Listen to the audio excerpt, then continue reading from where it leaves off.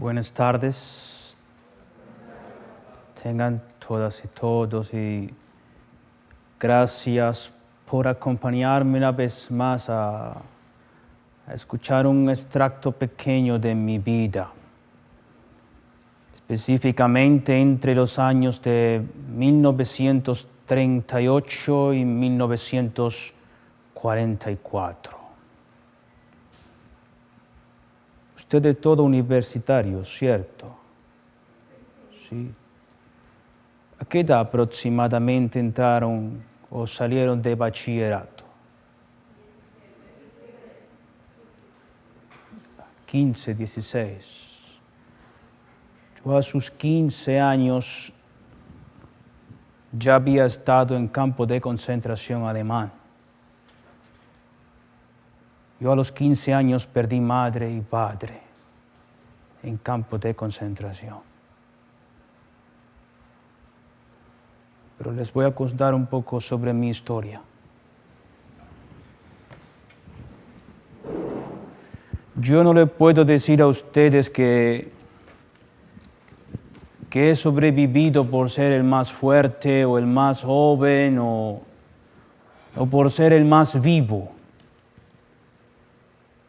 Yo he sobrevivido porque en el último momento, cuando ya no había más esperanza, un alemán me dio de comer.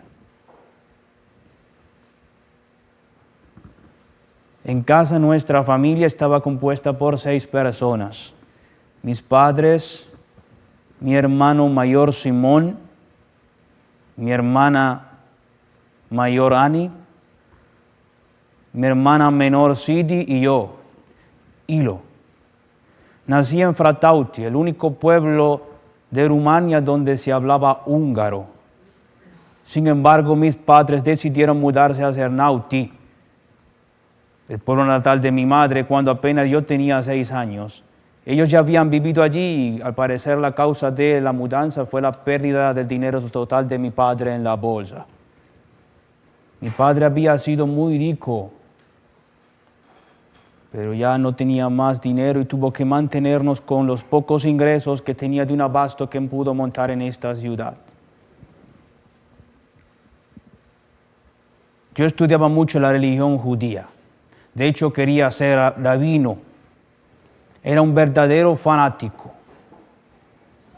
Cuando tenía 12 años, quería estudiar y quería ser, obviamente, rabino. Y en mi casa éramos kasher. Respetábamos todas las leyes de alimentación de la religión judía. Pero a pesar de eso, mis padres se burlaban de mí y decían que terminaría como un limosnero.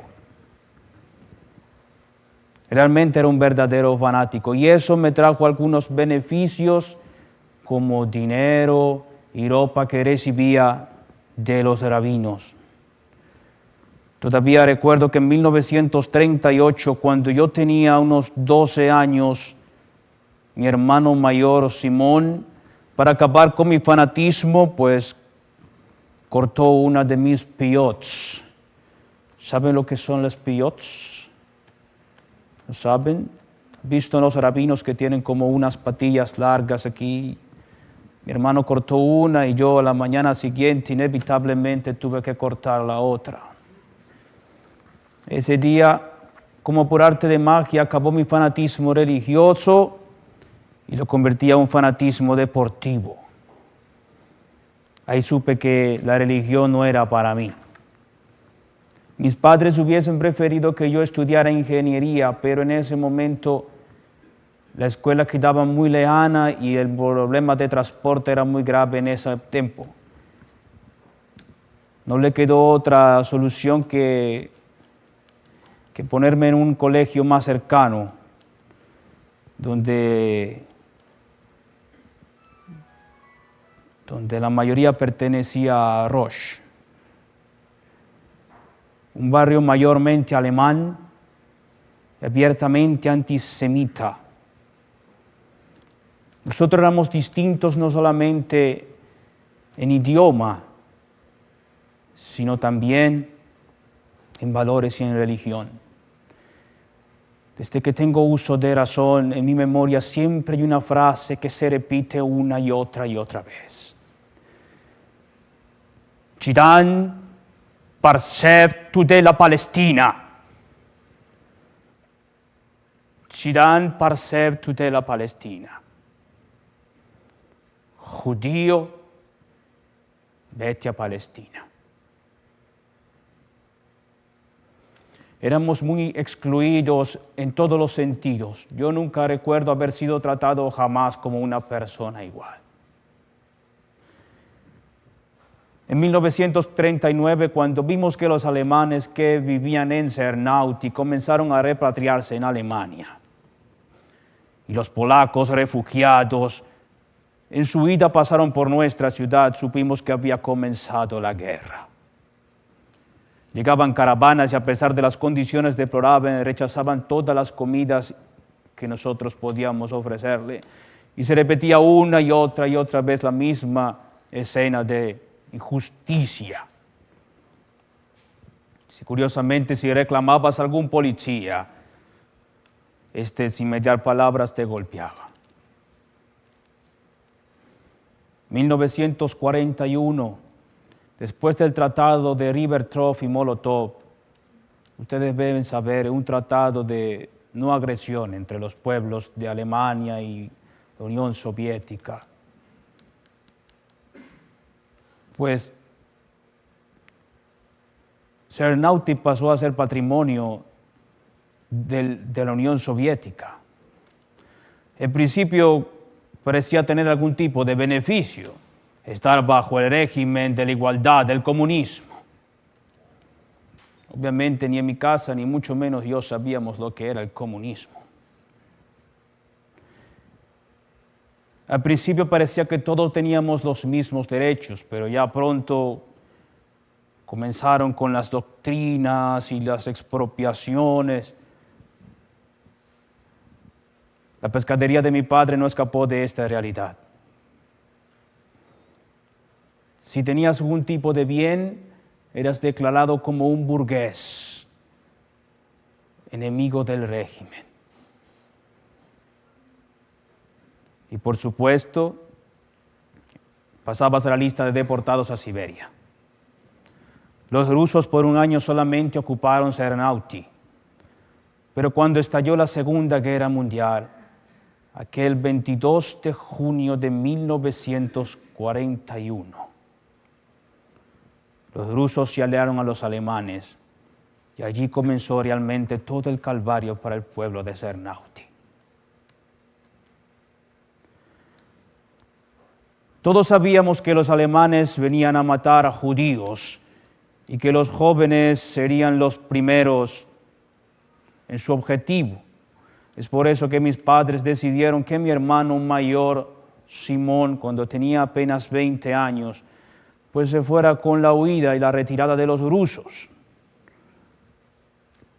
Si bien pensamos que los niños y los adultos no serían objeto de los nazis,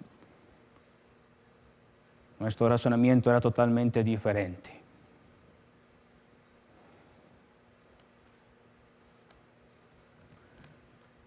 Las calles comenzaban a colmarse de hombres que eran fusilados frente a sus familias. No importaba el llanto de las esposas, ni de los niños, ni las súplicas. Simplemente eran fusilados en la puerta de sus casas.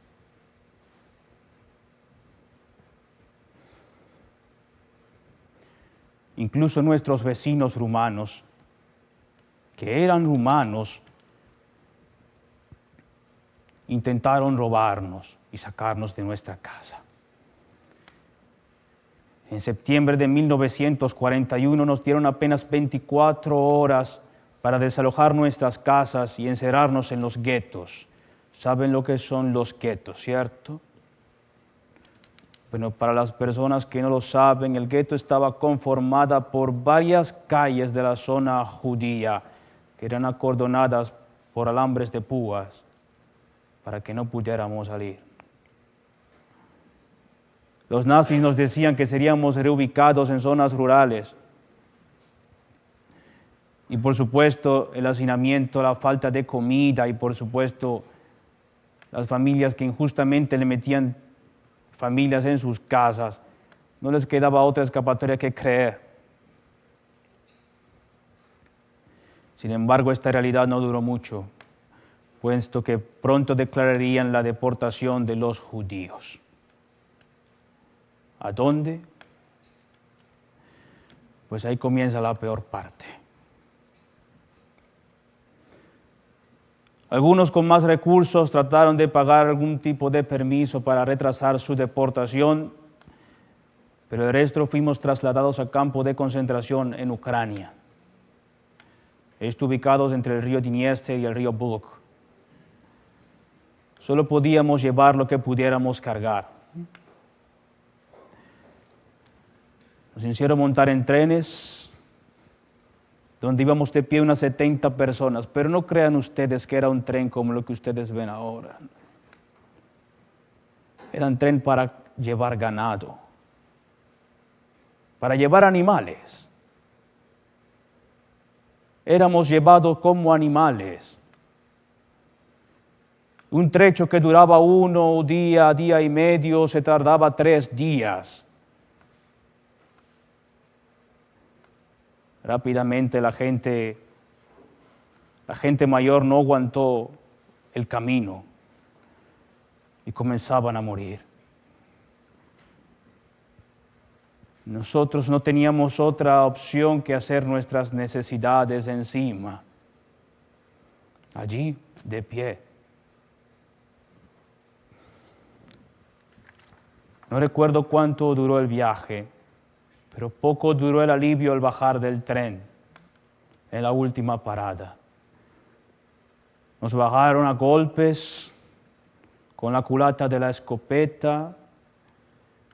Ahí estábamos en Besarabia, en un lugar llamado Otachi. El barro nos llegaba hasta la cintura con una lluvia que nos helaba los huesos. Sinceramente no se podía caminar. Imagínense temperaturas de hasta menos 40 grados centígrados. No se podía caminar entre el barro. Si alguien por casualidad no podía aguantarse de pie, lo golpeaban y frente a nosotros lo fusilaban.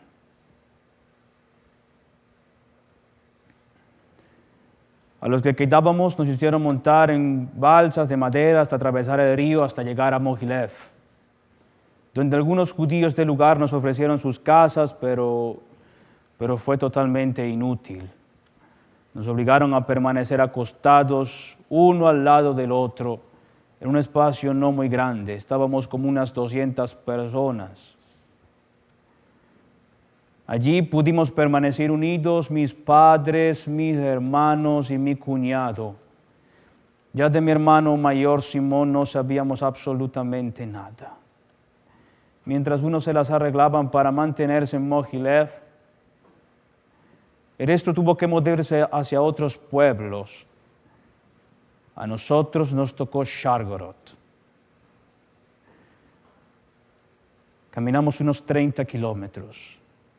30 kilómetros bajo la lluvia, en un otoño helado y por supuesto en compañía de 3 soldados rumanos que por supuesto nos amenazaban y constantemente nos golpeaban.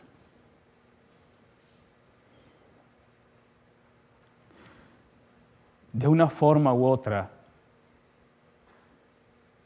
comenzamos a cambiar ropa por alimento.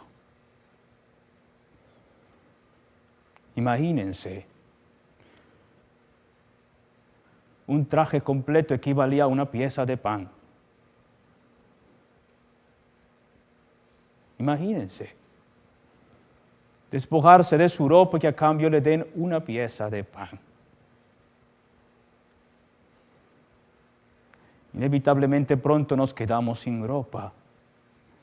Cuando digo sin ropa es absolutamente sin ropa. Tocaba cubrir nuestras partes con lo que podíamos, con cartón y alambre. y un poco de periódico, lo que sobraba para los pies. Obviamente el frío era muy intenso y penetraba los huesos. La gente comenzaba a morir congelada.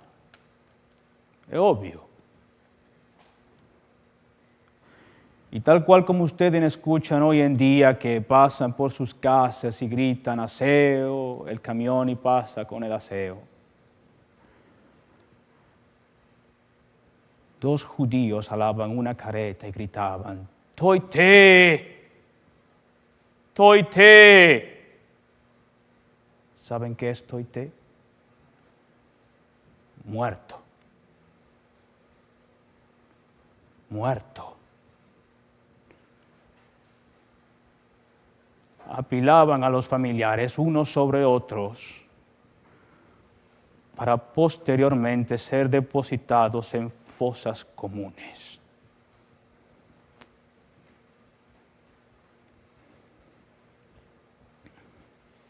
Recuerdo muy bien a mi madre. Mi madre hacía lo mismo que muchas otras. Quitaba su comida de la boca y la guardaba para posteriormente darse a los hijos. Yo recuerdo muy bien una mañana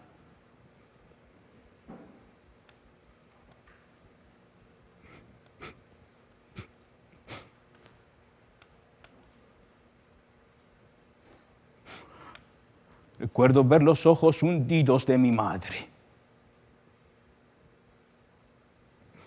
Se había convertido en un cadáver. Esa noche murió allí entre nuestros brazos. A los días siguientes, con las mismas condiciones, también murió mi padre.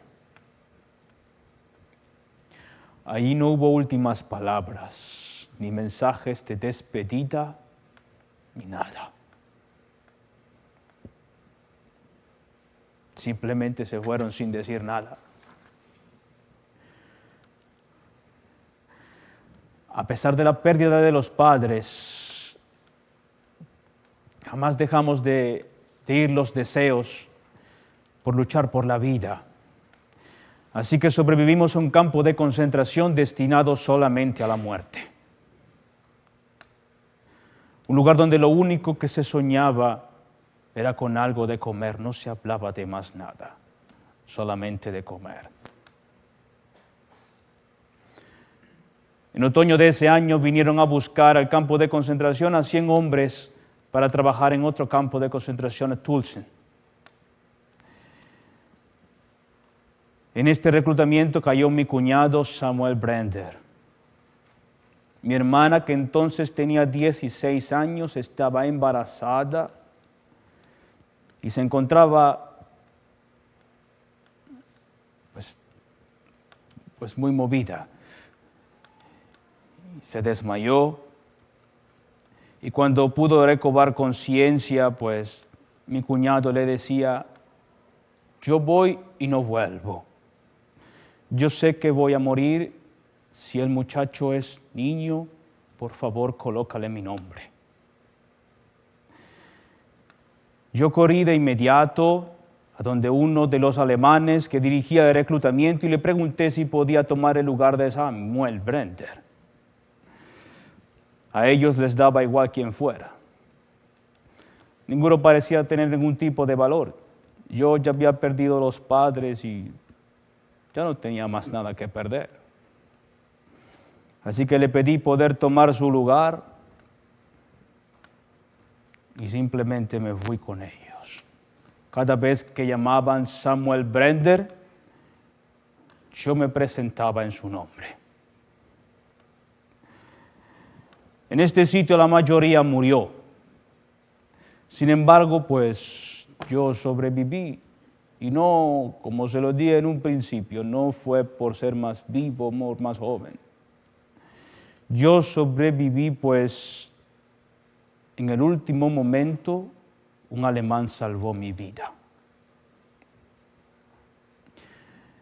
En Tulsin se trabajaba día y noche. Irónicamente era un infierno helado, insoportable, obviamente sin ropa. Allí nos dieron de comida, obviamente era un pan duro y una sopa vieja. Acá teníamos una labor muy, muy cruel. Éramos encargados de abrir fosas inmensas. Nosotros no sabíamos para qué era. Hasta que un día, 4 de la tarde, llega un convoy lleno de por lo menos unas 1000 personas y las ponen una frente a la otra al borde de la fosa, ahí al borde. Los alemanes colocados en las 4 esquinas comenzaban pa, pa, pa, pa, pa. Uno a uno caían dentro de las fosas. Habían madres desesperadas que se tiraban vivas dentro de la fosa con sus hijos. No querían morir.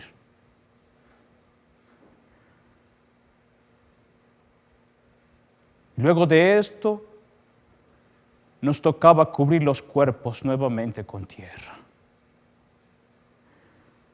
Veías brazos de gente que intentaba escapar, cabezas desprendidas de gente que intentaba buscar aire. Pero fue inútil.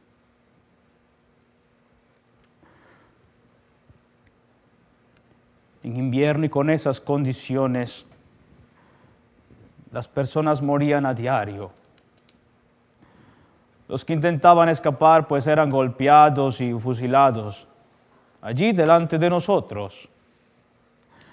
A mí cuando no me veían pues me escapaba y iba hasta la cocina a robarme algo de comer. Era el más pequeño. Yo tenía 15 años.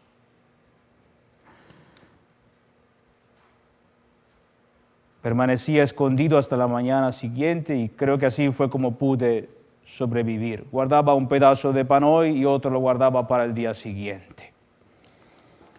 Pero un día se incrementó mi asombro cuando un alemán pasó por allí y me dijo: «Hey, tú, mocoso, ¿qué haces allí? ¿Cuántos años tienes?» Yo le dije 15. Me dijo: «¿Qué haces aquí?» Yo le dije: «Pues no sé. Debe ser que yo me parecía a algún hijo de él o algo por el estilo, pero lo cierto fue que me dejó irme hasta su casa y me dejó dormir en un establo durante 2 semanas. Y a cambio yo tenía que cumplirle con algunas limpiezas y otras obligaciones. Después de estas 2 semanas, el alemán habló conmigo y me dijo: «Acá hay un tren para que te devuelvas al campo de concentración de donde vienes. No quedó ningún sobreviviente de donde tú venías. Para que no quedaran testigos, todos fueron fusilados. De los 3000 quedamos 23. Yo soy uno de esos 23.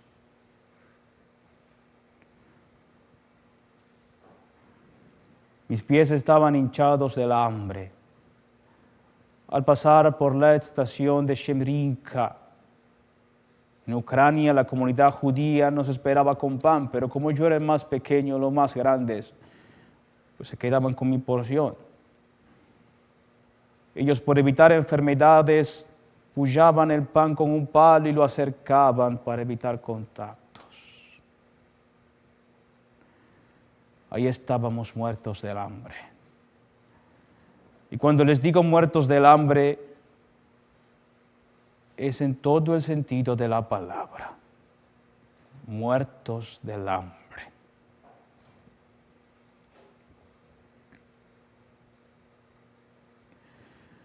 Las cosas comenzaron a cambiar ya en 1943, cuando comenzó a caer Stalingrado. Ahora nuestro sueño de comer se unía al sueño de libertad.